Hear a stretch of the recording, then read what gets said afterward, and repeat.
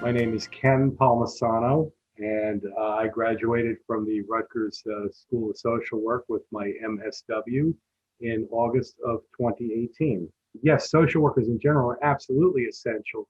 Um, we need to be working with our clients regardless of what segment or what population we're working with.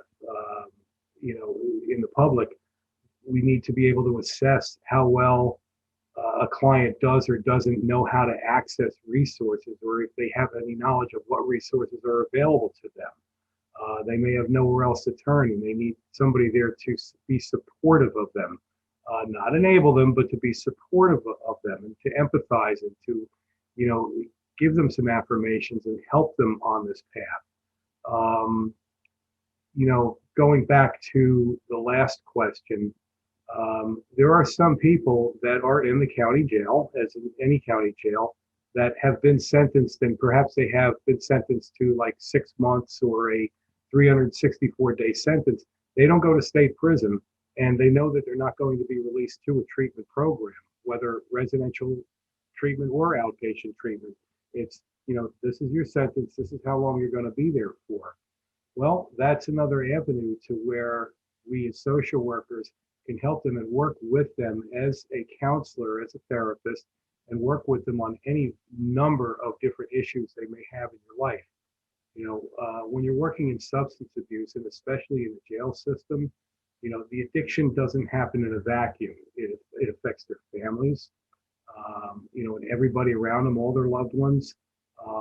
And as you talk to them and you build a therapeutic relationship with them, you learn that many of them have had, many of them have had things happen to them when they were young.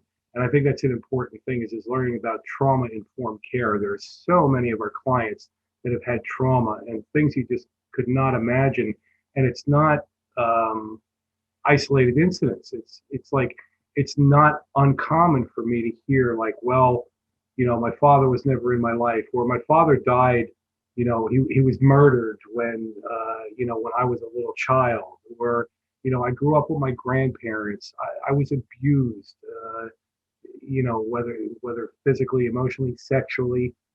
You just hear it over and over again. And many of these clients have never, not only have not healed, but have never even really started the healing process.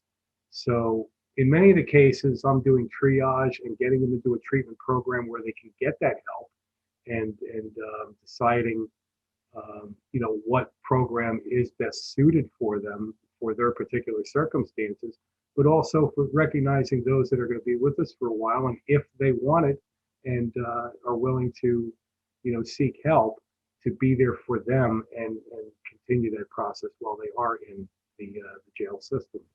So yes, we are absolutely essential. We are there to help others to improve the quality of their lives.